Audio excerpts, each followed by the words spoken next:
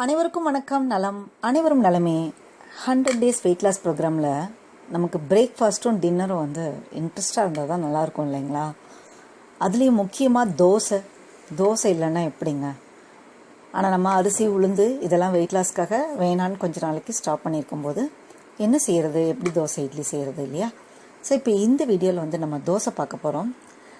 இதில் அரிசி அப்புறம் பருப்புகளோ இல்லை சிறுதானியமோ எதுவுமே இல்லைங்க. கீன்வா அப்படிங்கிற ஒரு இன்க்ரீடியண்ட். இது எந்த வெரைட்டிலையும் சேராது. ஆக்சுவலாக இது ஹோல் கிரெயினை சீடு வகையை சேர்ந்தது, அதாவது விதை வகையை சேர்ந்தது தான் இந்த கீன்வா. இது அரிசி இதெல்லாம் மாதிரி அந்த க்ரோ ஆகாது. அது என்ன சொல்கிறது, புல் மாதிரி வளராது நமக்கு. ஸோ அந்த புல் மாதிரி வளராதது இது. ஆனால் ஹெல்த் பெனிஃபிட்ஸ் நிறையா இருக்குது. வெயிட் லாஸ்க்கு ரொம்பவே சப்போர்ட் பண்ணும். வாங்க எப்படி செய்யலான்னு பார்க்கலாம். முதல்ல செய்முறை பார்த்துடலாம், அப்புறம் அதை பற்றின தகவல்கள் நான் கொடுக்குறேன். நானும் இப்போ தாங்க இது முதல் டைம் செய்திருக்கேன். இதுக்கு முன்னால் உப்புமா ஒன்று செய்தேன், எப்படி இருக்குன்னு பார்த்தேன், நல்லா இருந்தது. அது இப்போ தோசை செய்திருக்கேன். தோசை ரொம்ப ரொம்ப சூப்பராக இருக்குதுங்க. இந்த கீன்வாவை எடுத்து ஒரு 4-5 மணி நேரமாவது ஊற வைக்கணுங்க. நல்லா ஒரு 3-4 டைம் வாஷ் பண்ணிடணும். வாஷ் பண்ணாமல் சமைக்கக்கூடாது. எப்படி நம்ம கவுனி அரிசி அந்த குவாலிட்டி இருக்கோ அது போல தான் இதுவும் இருக்குங்க. ஆனால் இதில் கார்பு கண்டென்ட் ரொம்ப ரொம்ப கம்மி, ஃபைபர் ரொம்ப ஜாஸ்தி. நல்லா வாஷ் பண்ணிவிட்டு 4-5 மணி நேரம் ஊற வச்சிடணும். ஊற வச்சுட்டு இப்போ நான் என்ன பண்ணியிருக்கேன்னா, ஊற வச்ச இந்த கின்வா கூட வெங்காயம், பூண்டு, ஒரு சின்ன துண்டு இஞ்சி, பரங்கிக்காய் இருக்கு இல்லையா, ரெட் பம்ப்கின், அதை எடுத்திருக்கேன். ஒரு பீஸ் தான், ஒரு 50 கிராம் அளவுக்கு. இந்த கீன்வா எவ்வளோ எடுக்கிறோமோ அதில் பாதி. நான் எடுத்திருக்க கீன்வா 100 கிராம். அதில் பாதி அளவுக்கு பரங்கிக்காய் பீஸ் எடுத்திருக்கேன், தோல் சீவிட்டு. அப்புறம் இந்த பரங்கிக்காய்க்கு உள்ள அந்த குடல் மாதிரி இருக்கும் இல்லையா, விதையோட, அதையும் கொஞ்சம் இருந்தது, அதையும் நான் சேர்த்துக்கிட்டேன். இது எல்லாத்தையும் ஒன்றா சேர்த்து மிக்சியில் நம்ம தோசை மாவு பதத்துக்கு நான் அரைச்சிக்கிறேங்க. அது கூட உப்பு சேர்த்துக்கலாம். நம்ம காரத்துக்கு தனி மிளகாய் தூள் வேணும்னா சேர்த்துக்கலாம், அப்படி இல்லை மிளகுத்தூள் சேர்த்துக்கலாம். நம்ம நல்லா ஃபைனாக தோசை மாவு எப்படி அரைப்போமோ அதே போல் அரைச்சிட்டேன். கடைசியாக ஒரு ஸ்பூன் கடலை மாவு. ஆக்சுவலாக இந்த கடலை மாவு நான் இது டேஸ்ட் இருக்காதோ அப்படின்னு நினச்சி தான் சேர்த்தேன். ஆனால் கடலை மாவு இல்லாமையே ரொம்ப நல்லா இருக்குங்க. ஸோ அதனால் தேவைப்பட்டால் மட்டும் நம்ம கடலை மாவு சேர்த்துக்கலாம். ஒரு ஸ்பூன் தான் நான் சேர்த்துருக்கேன். இது எல்லாத்தையும் நான் ஒன்றா கலந்துட்டு இப்போ அடுப்பு நம்ம கல் காஞ்சதும் ஒன்று நெய் ஊற்றிக்கலாம், அப்படி இல்லைன்னா எண்ணெய் சேர்த்துக்கலாம். முதல்ல நம்ம குண்டாவே ஊற்றி பார்ப்போம் எப்படி இருக்குது, கல்லில் ஒட்டாமல் வருதா என்னன்னு. ஊத்தப்பம் மாதிரியும் ரொம்ப சூப்பராக இருக்குது. அப்படியே நம்ம செய்து சாப்பிட்டுக்கலாம். புதுசாக இதை நம்ம சாப்பிடும்போது காலை நேர பிரேக்ஃபாஸ்ட்டாகவே நம்ம எடுத்துக்கலாங்க. எடுத்த உடனே திடீர்னு இரவில் சாப்பிட வேண்டாம். உடலுக்கு ஒத்துக்குதா என்னங்கிறதையும் நம்ம பார்த்துக்கலாம். இது ஒரு 2 தோசை சாப்பிட்டாலே வயிறு நல்ல ஃபில்லிங் கிடைக்குது. ஊத்தப்பம் மாதிரியும் ஊற்றி எடுத்துக்கலாம். மெலிசாவும் நம்மளால் ஊற்ற வருது. 2 சைடும் கொஞ்சம் அடுப்பு ஸ்லோவாக வைக்கணும். பொறுமையாக வேக வச்சு 2 சைடும் நல்லா கோல்டன் ப்ரௌன் ஆன உடனே எடுத்துட்டு கூட நம்ம ஏதாவது ஒரு சட்னி, அதாவது இப்போ தேங்காய் சட்னி அரைச்சோன்னா அதில் பொட்டுக்கல்ல வைக்க வேண்டாம். வெறும் தேங்காய், பச்சை மிளகாய், வேணால் ஒரு பல் பூண்டு வச்சு அரைச்சிக்கலாம். இல்லை தக்காளி சட்னி, வெங்காய சட்னி, இது மாதிரி ஏதாவது பருப்புகள்லாம் சேர்க்காம அரைச்சிட்டு இது கூட சைட் டிஷ்ஷாக வச்சு நம்ம சாப்பிட்லாங்க.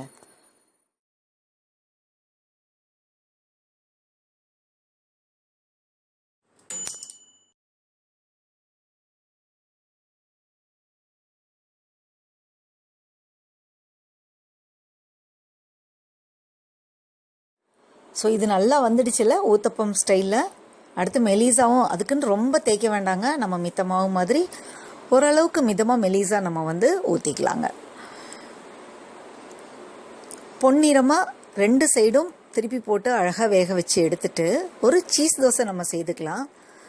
2 சைடு வெந்ததுக்கப்புறமா ஒரு சைடில் மட்டும் கொஞ்சம் சீஸ், ஒரு 10 கிராம் இல்லை ஒரு 20 கிராம் அளவுக்கு துருவி நம்ம போட்டு சேர்த்துக்கலாம். ஆக்சுவலாக இந்த பன்னீர் சீஸ் எல்லாம் நம்ம டெய்லியே நம்ம சேர்த்துக்கலாம். ஸோ அதை மார்னிங்க்கு இல்லை ஈவினிங்க்கு இல்லை மதியானம் எந்த டைம் நமக்கு பிடிக்குதோ அந்த டயத்தில் நம்ம சேர்த்துக்கலாங்க. ஒரு நல்ல டேஸ்ட்டும் நமக்கு கிடைக்கும், வித்தியாசமாக சாப்பிட்ட எஃபெக்டும் இருக்கும் நமக்கு. இது வெயிட் லாஸ் இருக்கிறவங்க மட்டும்தான் சாப்பிட்ணுன்னு இல்லை, வீட்டில் இருக்க மித்தவங்களுக்கும் கொடுக்கலாம். சின்ன குழந்தைங்களுக்குலாம் இப்பயே நம்ம கொடுக்கலாம். ஆனால் அளவு நம்ம ஒரு டைம் சாப்பிட்டு பார்த்துட்டு எப்படி இருக்குது, நம்ம உடம்புக்கு எப்படி இருக்குது அப்படிங்கிறத பார்த்துட்டு குழந்தைங்களுக்கு கொடுக்கலாங்க நம்ம செய்து. கண்டிப்பாக 1 or 2க்கு மேலே நம்மளால் சாப்பிட முடியாதுங்க. அதை நீங்கள் சாப்பிட்டு பாருங்களேன். சாப்பிட்டு பார்த்துட்டு மறக்காமல் கமெண்ட் பண்ணுங்கள். நான் சாப்பிட்டதுனால சொல்கிறேன். இதே இட்லி தோசை அதெல்லாம் சாப்பிடும்போது நம்ம ஆசைக்காவது இன்னொன்று சாப்பிடுவோம். இது அதெல்லாம் தேவையே படலைங்க.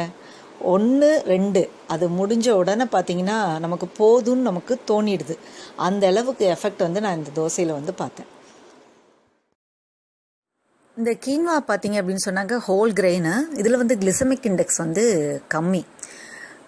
கிளிசமிக் இண்டெக்ஸ் வந்து ஹையாக இருக்கிற பொருட்கள் சாப்பிடும்போது தான் நமக்கு வந்து எல்லா வித பிரச்சனைகளும் வரும். ஒபிசிட்டி, டயபெட்டிக்கு, இன்னும் சில பிரச்சனைகள் எல்லாம் கிளிசமிக் இண்டெக்ஸ்னால வருது.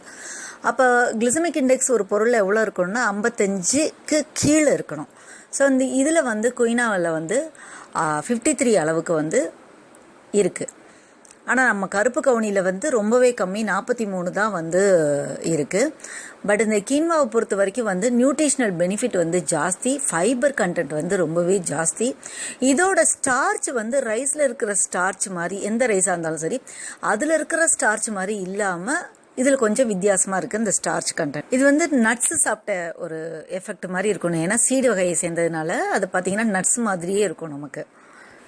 கார்போஹைட்ரேட்டு ரொம்ப கம்மிங்க. சமைச்சதுக்கு அப்புறமும் கூட அதில் 21% தான் வந்து கார்போஹைட்ரேட் இருக்குது 100 கிராமுக்கு. கலோரிஸ் வந்து 100 கிராம் தான் இருக்குது 100 கிராமுக்கு. ஸ்டார்ச் வந்து ரெசிஸ்டன்ட் ஸ்டார்ச்சு. இது வந்து நமக்கு ஒரு நல்ல பாக்டீரியா, கட்டுக்கு தேவையான குட் பாக்டீரியாவை வந்து நமக்கு உற்பத்தி பண்ணி கொடுக்குது.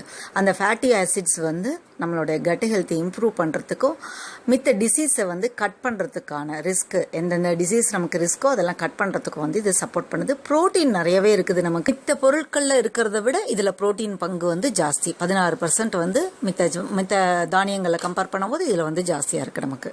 இந்த எசென்ஷியல் அமினோ ஆசிட்ஸ்ன்னு சொல்கிறோம் இல்லையா, பிளான்ட் ஃபுட்டு, நம்ம வெஜிடேரியனாக இருக்கிறவங்களுக்கு வந்து அது வந்து கிடைக்காது. பிளான்ட் சோர்ஸ்லேருந்து அவ்வளோவா கிடைக்காது. நான்வெஜ்ஜுக்கு வந்து கிடைச்சிடும். பிளான்ட் சோர்ஸில் இருக்கிறவங்களுக்கு வந்து அந்த அமினோ ஆசிட்ஸை வந்து லேக் ஆகும், நமக்கு கம்மியாக இருக்கும். அது வந்து இதுலேருந்து நமக்கு நிறையவே கிடைக்கும் நமக்கு. அதே போல் குளுட்டன் ஃப்ரீ, கோதுமையில் இருக்க குளுட்டனை பொறுத்த வரைக்கும் நிறைய ப்ராப்ளம் சொல்கிறாங்க. குளுட்டன் ஒத்துக்காதவங்களும் இருக்காங்க. அதனாலேயும் ஒபிசிட்டி வரும். அது எதுவுமே இதில் வந்து கிடையாது நமக்கு. மிற்ற விட்டமின்கள் நமக்கு டெய்லி அன்றாடம் தேவைப்படக்கூடிய எல்லா விட்டமினும் இதில் இருக்குது. மேக்னீஷியம், அயன், ஃபைபர், ஜிங்க் இல்லைன்னா எந்த பிரச்சனையும் செய்யாதுங்க. ஓவரால் ஹெல்த்துக்கு சப்போர்ட்டே அயன், ஜிங்க் இந்த மாதிரியான பொருட்கள் இதில் நிறையவே இருக்குது. ஃபோலைட்டுன்னு சொல்லக்கூடிய அந்த பி விட்டமின்ஸ் இது எல்லாமே வந்து இதில் இருக்குது. மெயினாக அந்த கருப்பு கவுனி அரிசியில் மற்ற நட்ஸில் இருக்கிற மாதிரி பைத்திக் ஆசிட் இதுலேயும் இருக்குது. ஸோ அந்த பைத்திக் ஆசிட் ரிமூவ் பண்ணுறதுக்காக தான் நம்ம என்ன பண்ணுறோன்னா நல்லா வாஷ் பண்ணுறோம், நல்லா சோக் பண்ணுறோம், அப்புறம் சமைக்கிறோம். இந்த குயினாவையும் நம்ம மித்த இதெல்லாம் ஸ்ப்ரவுட் பண்ணுற மாதிரி ஸ்ப்ரவுட்டிங் பண்ணியும் நம்ம வந்து சாப்பிட்லாம். ஆனால் பச்சையாக சாப்பிட வேண்டாங்க, வேக வச்சே நம்ம வந்து சாப்பிட்டுக்கலாம். இது வந்து பிளட் சுகரையும் ரெடியூஸ் பண்ணும். ட்ரைக்ளிசரைடு, நமக்கு தேவையில்லாத கொழுப்பு இருக்குது இல்லைங்களா, அதை கரைக்கிறதுக்கும் இந்த கீன்வா வந்து நமக்கு ரொம்ப சப்போர்ட்டிவாக இருக்கும். வெயிட் லாஸ்க்கு ரொம்ப ரொம்ப சப்போர்ட்டு இந்த கீன்வா. ஏன்னா மெயினாக வெயிட் லாஸ்க்கு ப்ரோட்டீன் தாங்க ஹெல்ப் பண்ணோம், சப்போர்ட் பண்ணோம் நமக்கு. அதுதான் வந்து நம்ம மெட்டபாலிசமை பூஸ்ட் பண்ணி கொடுத்து நல்ல ஒரு ஃபில்லிங், நல்ல சாப்பிட்ட ஃபில்லிங், திருப்தி இதெல்லாம் கிடைக்கிறது ப்ரோட்டீன்னால தான். ஸோ அது வந்து இதில் நிறையா இருக்கிறதுனால இது நமக்கு ரொம்ப ரொம்ப ரொம்ப சப்போர்ட் பண்ணோம். கலோரி வந்து மிக குறைவு, அதனாலையும் இது வந்து நமக்கு சப்போர்ட் பண்ணோம். செய்து சாப்பிட்டு பாருங்கள், எப்படி இருந்ததுன்னு மறக்காமல் உங்கள் கமெண்ட்டை பதிவு பண்ணுங்கள். தேங்க்ஸ் ஃபார் வாட்சிங்.